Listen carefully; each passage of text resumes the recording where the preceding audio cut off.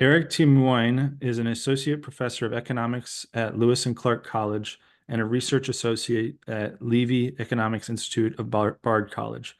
His areas of teaching and research include macroeconomics, money and banking, and monetary economics. Eric, thank you so much for taking the time today. Thank you for inviting me.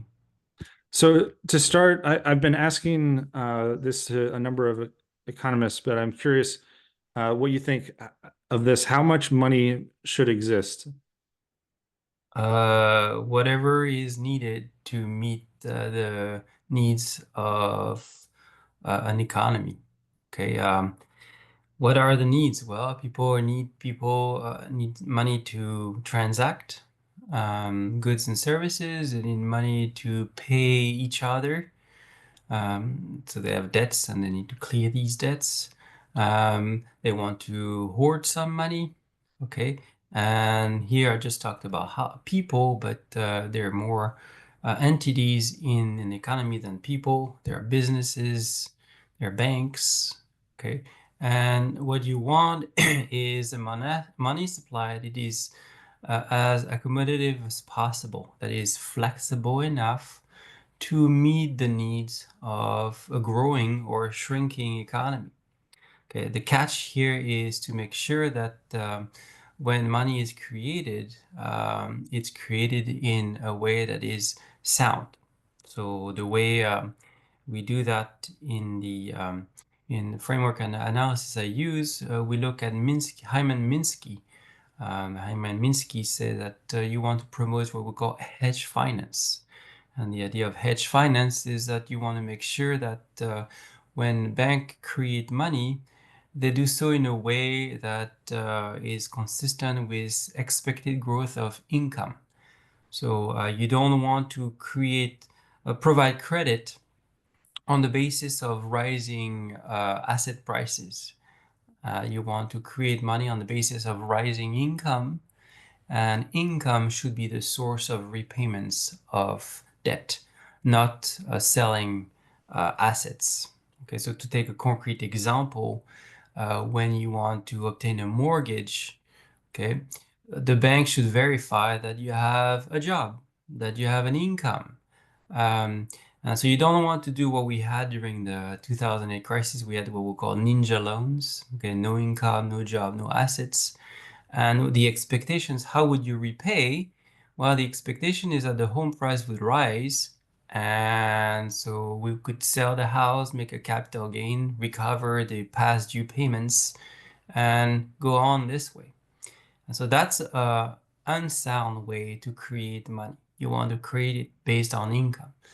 So money should be accommodative to the needs of the economy, but it should be so in a way that is sound. So, how do we know when there isn't enough money in the system? Well, one is you can have deflationary pressures. Um, you have basically people want to create things or grow the economy, cannot obtain credit. Okay. So those would be other clues that money is too tight in the economy. Yep. And thinking about when money is created, does increasing the money supply always cause inflation? No.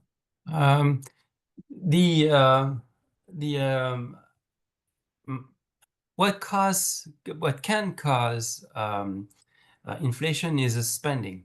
Okay. Um, and that depends. If the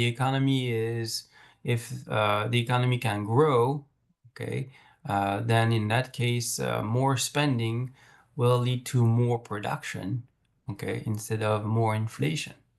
Okay. Um, and even if we are at full employment, as long as proper policies are put in place to curtail other spending, if you want to promote some spending and then you have to curtail others, if you curtail those two policies, you won't have inflation either. Okay, so it's a matter of um, the state of the economy and the policies you put in place to deal with potential inflation. if you are at full employment. So if you don't have these two conditions, then you could have inflation indeed. Yeah, but it's not an automatic thing. So I also want to talk to you about modern monetary theory. Could you talk about what modern monetary theory is? Yeah, so basically it's a view of public finance, okay, and applied to what we call monetarily sovereign government. That is government that issue their own currency, that spend using their own currency, that tax using their own currency, um, that issue public debt denominated in their own currency too. Okay. And so if you have that, which quite a few countries have, okay, well, in that case, your finances are not constrained by the same constraints as a household or a business, because you no longer have financial constraints in that case, okay, because you create your own money and you spend using your own money. And so you can always find the money to do whatever you need to do. A household or a business, they need, they're users of currency. They're not creator. And so they have financial constraint. They could run out. But government that is monetarily sovereign cannot run out. Okay. Now, does that mean that the government should spend willy-nilly without any constraint? No. Okay.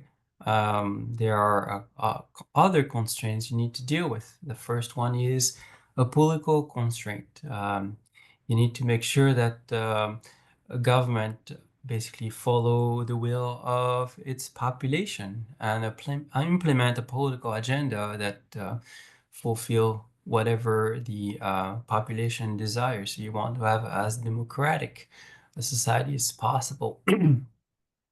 And with that, once you have set your political agenda, okay, what the government should do, how it should do it, um, then you move into, well, can we do it with the resources we have domestically? And if we don't, then the political agenda can't be implemented um as fast as people want or has to be reduced in size. And so what will guide your spending here, you can see, is not can we find the money, but rather what do people want the government to do, and do we have the resources available to do it?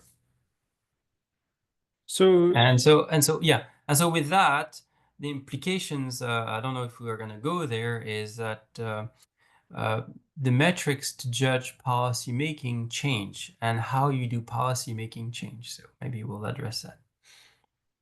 yeah, I wanted to dig a little deeper on that. Should we increase money supply when societal problem sets increase or get increasingly complex? For example, when we have a pandemic or when climate change accelerates, or there's trouble with water access or these types of problems, should we be thinking about increasing money supply in those situations? Well, it's maybe, I think the money supply side is not the relevant part. We need to have more. Um, if we want government involvement, we to deal with these issues, we need more government involvement for sure. Would that lead to more money supply? Maybe, maybe not. Okay, but during a pandemic, as we had recently, we indeed had a government providing pay assistance, for example, okay, for wide swaths of the populations and businesses. All in all, over 2 years, we did increase spending by $5 trillion. Okay, so very fast increase in spending. You can see here that in times of crisis, we always recognize that money is not a constraint and we'll spend whatever it takes. That's true during World War II. That's true during the 2008 financial crisis. That's true during the pandemic. The point is, what we want to do with MMT is systematize this. Okay, We want to make sure that when we want to deal with any problem, big or small, pressing or not pressing, we look at the issue not in terms of where we're going to find the money and being all obsessed about balancing the budget and the public debt and financial metrics, if you want, and moving away from that because we know that finding the money will not be the issue, but rather look into where what are the resources, what do we want the government to do? Okay. And lots of governments, populations, some of them don't want government to do much. Others want the government to do more. Okay. That's a political question. There is no wrong or right answer to that one. Okay. Um, and once you have that, look at the resources. And so if we had applied that to the pandemics, for example, we would have had a policy making praxis in place that would have helped us being more refined in our policy making during COVID, where we would indeed provide assistance, but have a much more targeted assistance toward people who really need it. For example, I receive financial assistance during pandemic because basically government decided to just provide to everyone, but I didn't need it. Okay, I could have gone without. Okay, and if we had a policy making practice that was routinely oriented toward looking at resources, what people want to do, um, we would be much more prepared to deal with crises in a more systematic way and more targeted way. And I think that's where we need to be going. So thinking about some of the problems we face and specifically um, our approach to climate change, Yeah. um, should we be thinking about creating more money to more adequately address climate change, or um, is it how do we apply modern monetary theory to addressing climate change? Yeah. So again, it's not a question of creating money. It's more a question of figuring out what the problems are and dealing with them in a proper way. So to deal with climate change, if you want to involve government, you have three levers. Okay, you can have a financial policy that prioritize a green transition, for example. Okay, um, you can have spending policy. Okay, that is oriented toward tackling climate change again, or actually, climate is really only one part of the environmental problems. As we know, pollution is another big one. Um, ecological destruction is another major one. Okay, so we have government spending could be a tool to do that, and taxes would be another one. So, for example, thinking of tax policy in terms of climate change with modern money theory, the way you would approach it is in terms of first, well, we have to decide by how much we want to uh, cap average growth of um, temperature in over the next few years. So let's say we want +2 degree Celsius. Then with that comes some, and where do we get those things? We get these from a report like the IPCC, for example. Okay, and they will also tell us by how much we have to reduce net emission of CO2 and what should be the path over the next upcoming decades. So with that in mind, then you can use tax policies to try to help achieve that net zero to emission target. Um, and so you would set tax rate in a way that allow you to achieve that 2 degrees Celsius increase in temperature, average global temperature. Okay. And so in that case, you don't look at tax policies as a mean to balance the budget. Okay. You use a tax policy to try to lower emissions. So to take a concrete example of how this is done today, in France, for example, if you want to buy certain cars, okay, well, you have to pay a surcharge, a tax surcharge if they pollute more, okay? And so the Ford Mustang, for example, in France, okay, has a tax surcharge of 70,000 euros. So the base car price is 60,000. And on top of that, you have to pay 70,000 euros of tax if you want to buy the car. Okay. This extra tax is not um, there to try to raise revenues. It's there to try to discourage people from buying a Ford Mustang. And if the policy is effective, it will generate zero revenue. Okay, because ultimately the goal is we want to discourage people from buying these kinds of cars. And so the tax policy is effective not when it generates revenues. It's effective when it generates no revenues. Hmm. Okay, and so that's how you would look at that tax policy, at least in the context of climate change. Okay. Yeah. Well, so what do you see as the future of monetary policy and specifically related to climate change in the United States and maybe globally? In terms of monetary policy,